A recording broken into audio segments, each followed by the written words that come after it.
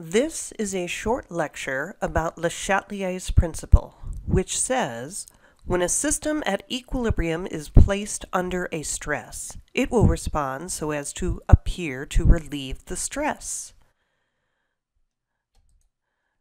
LeChatelier's principle is actually on a statue on NC State's campus. Here we see Dr. Johnston, the strolling professor in the Arboretum near Burlington Nuclear Labs. If you check his chemistry book, he is reading about LeChatelier's principle. More simply said, LeChatelier's principle is about how to bend a reaction to your will. Here are some simple diagrams which illustrate how LeChatelier's principle works. I have here a reaction at equilibrium. There is one red reactant molecule. There are 6 blue reactant molecules, and there are 6 product molecules. So we could say that the equilibrium constant is products over reactants, so that would be 6 divided by 1 times 6, with an equilibrium constant of 1. Now let's stress the system. The stress will be to add reactant. So instead of 1 red reactant molecule, we have 3. We now have too much reactant. We have stressed the system. So it's going to respond by attempting to remove reactant, and it will shift to the right.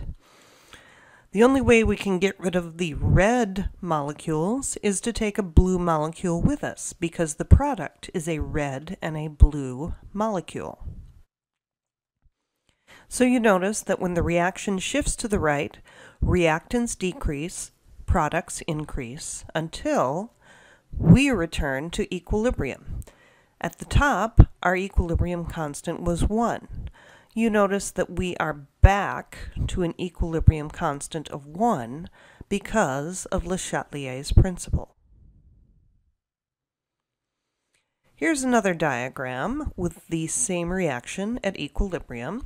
We have 2 red reactant molecules and 5 blue ones, and altogether here we have 10 product molecules. The equilibrium constant is 1. Let's perturb the system. We're going to perturb the system by removing all of our reactant. Now we don't have enough reactant in this system, so it's going to respond by shifting to the left to replace the reactant that was taken away. Now, when you break up the red and blue product, you get 1 of each. So, as I break up the product and the products decrease, the reactants increase. I replace some of the blue and I add additional red. We are now back at equilibrium with an equilibrium constant of 1. Okay, so far I've played with the reactant side. I've tried adding reactant and removing reactant. Now let's play with the product side. Here is our same reaction at equilibrium. I will perturb the equilibrium by removing some of the product. Now we don't have enough product in this system, so it's going to react by trying to replace the product. So it will shift to the right and make more product. Reactants are going to decrease when we shift to the right, and products are going to increase until we've gotten back to, you guessed it, equilibrium. Here's our last diagram. Our system is at equilibrium. This time we're going to add product. If we add product, you notice we perturb the equilibrium. We have too much product. The reaction is going to respond by shifting to the left and breaking apart some of our product. Products will decrease, reactants will increase, and when we're all done, once again, you guessed it, we're back at equilibrium. So let's summarize what we've seen. If we're concerned about reactant, adding reactant pushes the reaction to the right. The system responds by having reactant decrease and product increase. If we remove reactant, the reaction responds by shifting to the left. In this way, product decreases and reactant increases. If we play with the product side, adding product pushes the reaction to the left, so product decreases and reactant increases, and removing product pulls the system to the right, where we decrease reactant and increase product. Please notice the similarities on this side. Whenever the reaction pushes right, as it does in the first and fourth example, the same thing happens. Going right means reactants decrease and products increase. If the reaction shifts to the left, you notice that again the response is the same.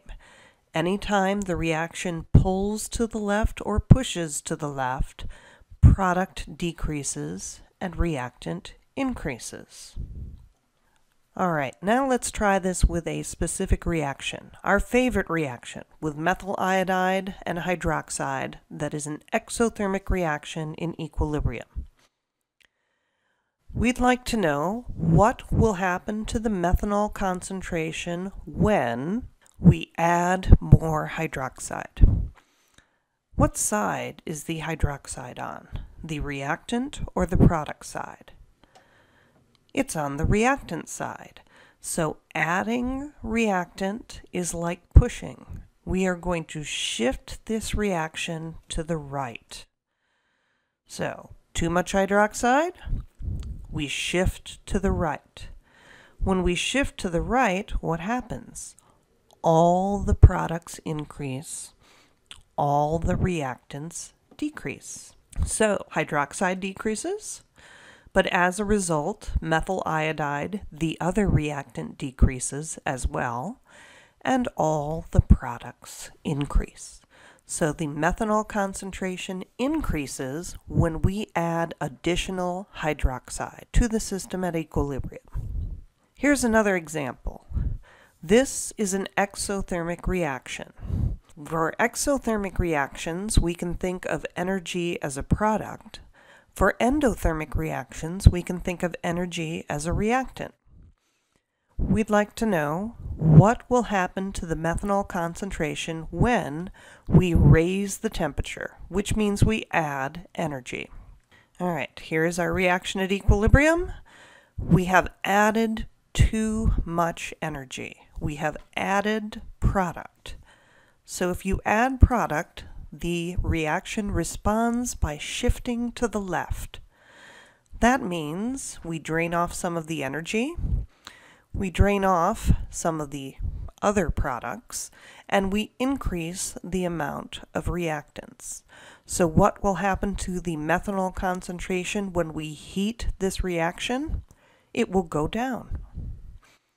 Heating the reaction also changes the equilibrium constant a little bit, but we won't get into that in Chem 101. Now some of you like numbers, so here's an example of a numeric equilibrium. Let's say that at equilibrium this reaction is 1 molar methyl iodide and hydroxide and 10 molar iodide and methanol. The equilibrium constant is 10 times 10 divided by 1 times 1. Suppose we stress the system by adding an additional 1 molar hydroxide. Now the hydroxide concentration is 2 molar. So we have destroyed the equilibrium. We have added additional reactant, so hopefully you say, I think the system is going to respond by shifting to the right. I will drain off some reactant. I will add some product. And since the coefficients in front of each material are 1, I'm either going to subtract x on the reactant side or add x on the product side. What does x need to be? Some number such that we go back to equilibrium of 100 divided by 1. So the system corrects, it drains off some of the hydroxide, and I've solved for x for you. It happens to be 0.35.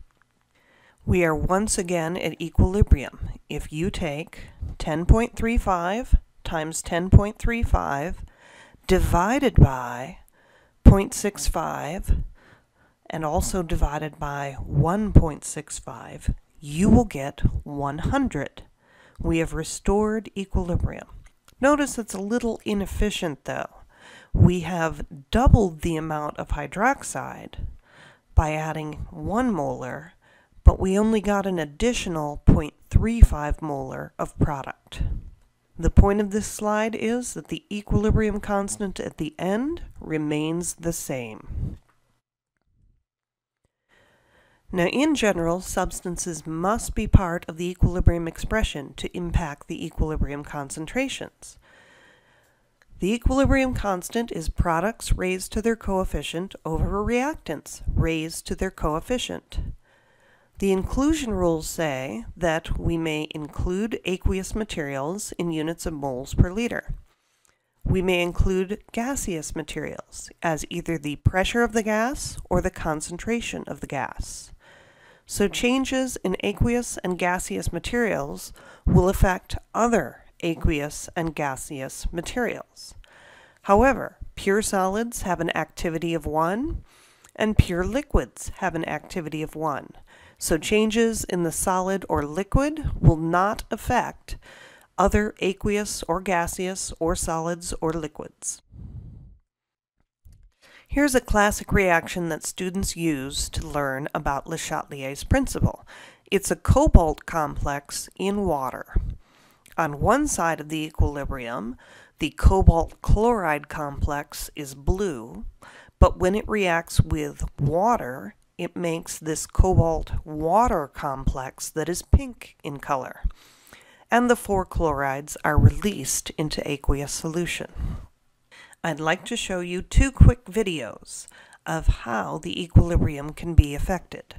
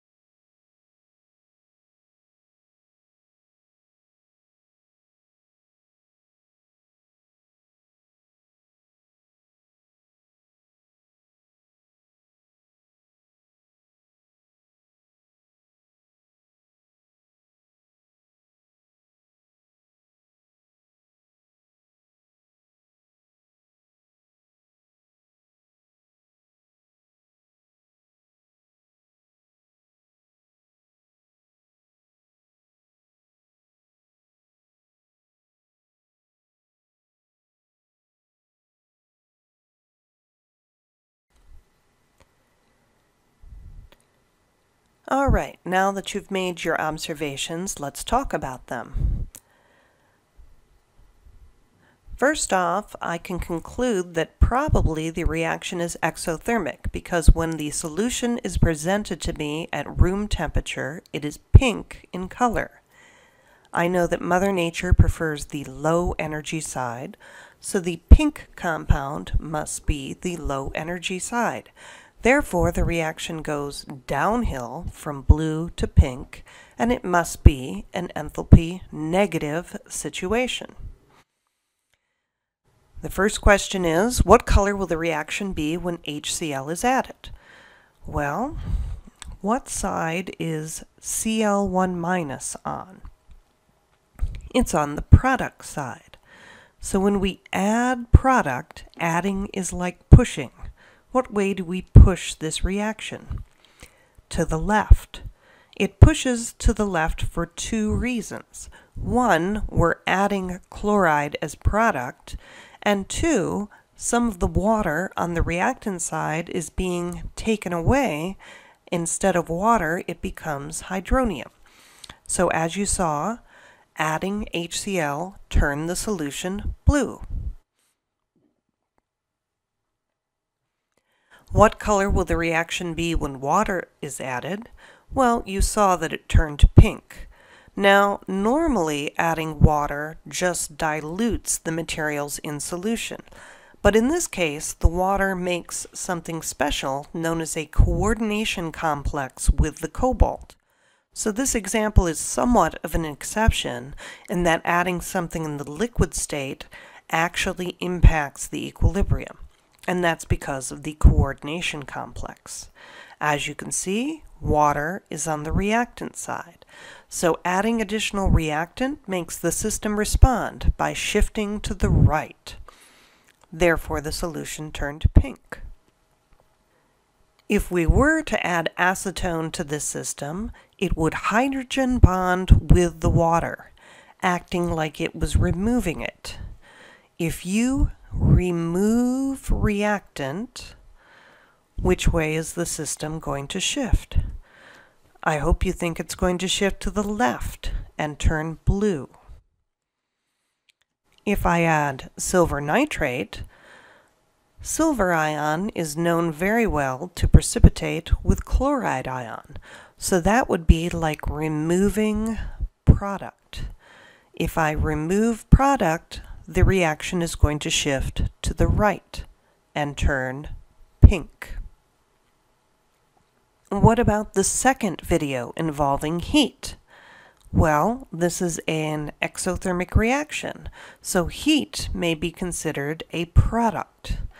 And if we add product, we make the system respond by shifting to the left. So heating the cobalt solution turned it from pink to blue. Here's another example of LeChatelier's principle. Barium sulfate, solid, in equilibrium in water with barium 2+ cation and sulfate 2- anion. At equilibrium, some solid barium sulfate remains in the bottom of the flask, and there are some barium 2+ and sulfate 2- ions floating in solution. This is actually an endothermic reaction. Dissolving barium sulfate causes the water temperature to go down, so we should consider energy to be on the reactant side. The equilibrium expression is shown below. It is barium cation multiplied by sulfate anion. We'd like to know what happens to the barium 2+ cation when potassium sulfate is added. All right, potassium sulfate is kind of like adding sulfate, SO4 2-.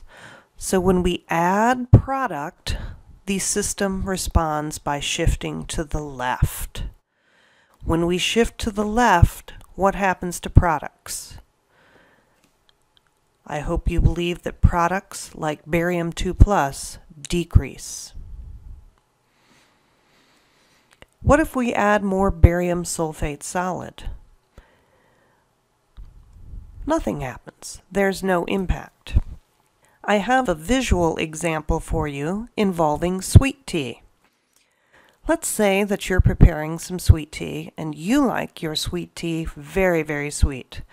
So you take 3 heaping teaspoons of sugar and you put it in your glass of sweet tea and you stir it up. When you're finished stirring, you let the solution settle and a nice thick layer of sugar is on the bottom of the solution. You taste your sweet tea from the top of your glass and say to yourself, that's not sweet enough. Let me add another scoop of sugar. So you put a scoop of sugar in, you stir it around again, and this time when you let the solid settle, an even thicker layer of sugar is at the bottom of the solution. You take your sip of sweet tea from the top. Did you make your sweet tea solution any sweeter? I'm hoping you say no. When you added 3 teaspoons of sugar, you were at the maximum solubility of sugar. Adding more sugar isn't going to increase the maximum solubility. It's just going to result in more sugar solid being in the bottom of your glass. There's a limited amount that can dissolve, and adding more solid does not help overcome that amount. What if we add heat to this reaction? It is endothermic, so will this result in more product or less product? I'm hoping you think heat is a reactant, so if we heat it, the reaction will shift to the right and we will make more product, more barium cation. The last question deals with water. Water is added to this. Now, I've already told you that water is in the liquid state, and we're not dealing with a coordination complex, so nothing happens to the barium. But let's think about this in more of a real-life example. Let's go back to our glass of sweet tea, which has sweet tea on the top and a huge layer of sugar on the bottom. You take your sip, and you say, this isn't sweet enough. So you hand it to your friend and you say, try this. Do you think it's sweet enough? And your friend takes a sip and says, oh, that is too sweet. And they go over to the sink and they add some water. They stir up the solution and some of the sugar goes in. But when everything has settled down, there is still a layer of sugar on the bottom. When your friend takes a sip of that glass from the top, is the sweet tea any less sweet? I'm hoping you're going to say no. Now I'll grant you that more solid has dissolved. Because you've added water, you've dissolved more of the solid sugar. But this is asking if the sugar concentration changed when you added water. Well, we were at maximum before, and we're at maximum after the water has been added. So we're still at maximum. It is the same concentration. That's why in general, adding water to a solution does not change the concentrations of materials, so long as there is solid present and we are at maximum amount dissolved. Here are some typical questions that might be asked.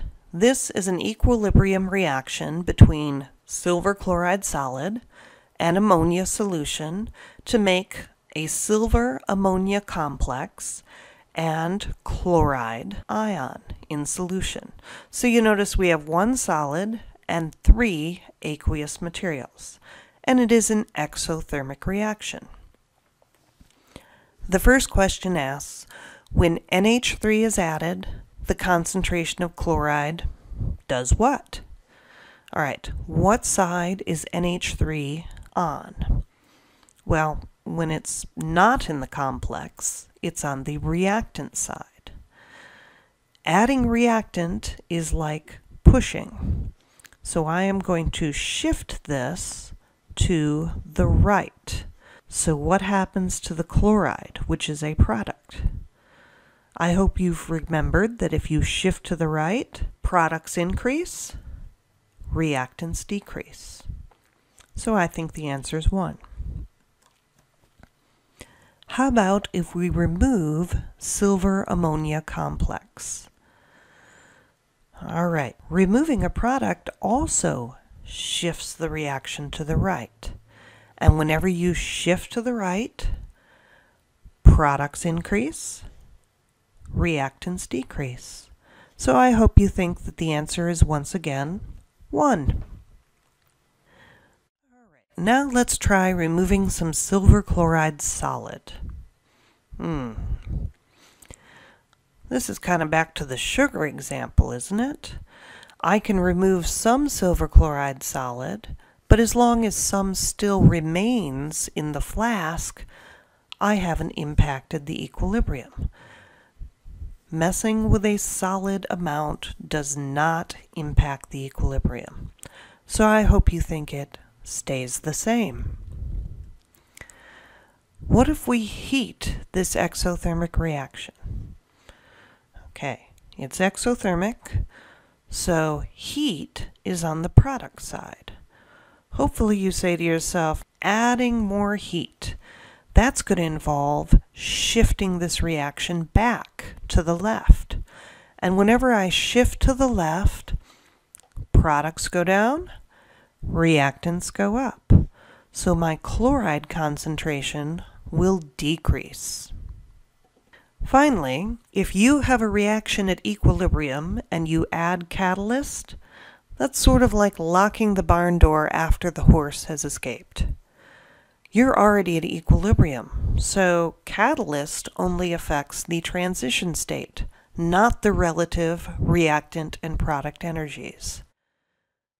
You're going to stay the same. And this concludes the lecture on LeChatelier's principle.